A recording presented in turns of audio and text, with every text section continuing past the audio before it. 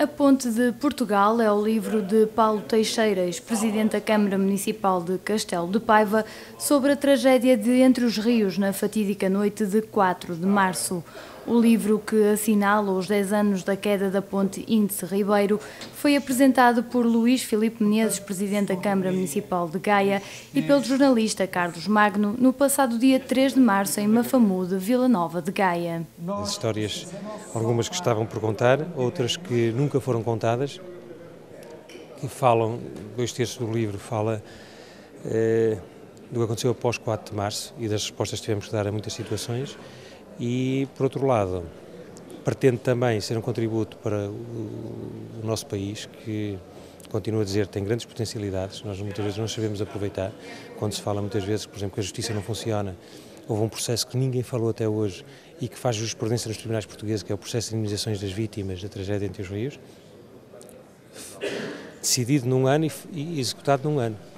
Por isso, nós, quando queremos, fazemos as coisas bem. Muito do que mudou na política portuguesa, nomeadamente em termos de precaução, de prevenção, de vigilância, de rigor na gestão de empresas públicas, decorreu da forma correta, direta, frontal, com que o Paulo Teixeira liderou aquelas primeiras horas de combate a favor das pessoas que tinham tido aquele trágica morte naquela noite. E eu, quando decidi pôr no papel muitas das histórias que eu sabia e que queria partilhar com os portugueses, é na perspectiva de o país entender que descentralizar não significa criar mais lugares, descentralizar significa, pelos mesmos meios financeiros, fazer mais e melhor. Se houvesse um poder local e regional responsável pela gestão destes equipamentos, porventura não tinham morrido aquelas dezenas de pessoas. E nesse capítulo, nada mudou em Portugal.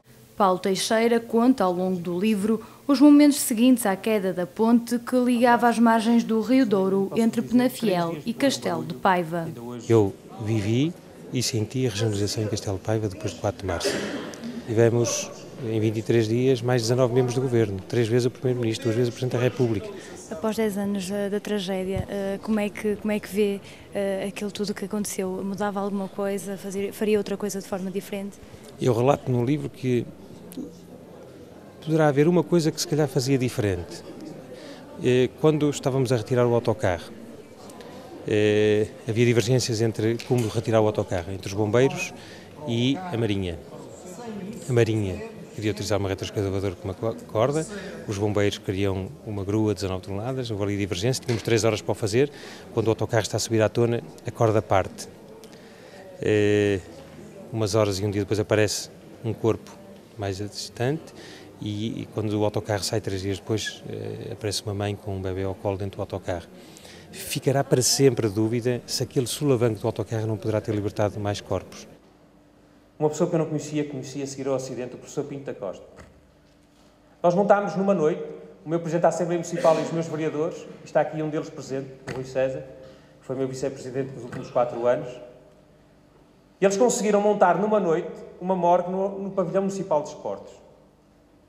Eu, nos anos seguintes, perguntava-me como é que era possível uma coisa daquelas, porque hoje, se calhar, se mandasse fazer aquilo, não conseguia. Montaram uma capela, porque estávamos todos convencidos que os corpos iam aparecer. Para o 3º ou 4º dia, eu, dentro do pavilhão, em conversa com o professor Pinto da Costa, com o meu Presidente da Assembleia Municipal, que por acaso era o delegado de saúde na altura, é preciso começar a explicar às pessoas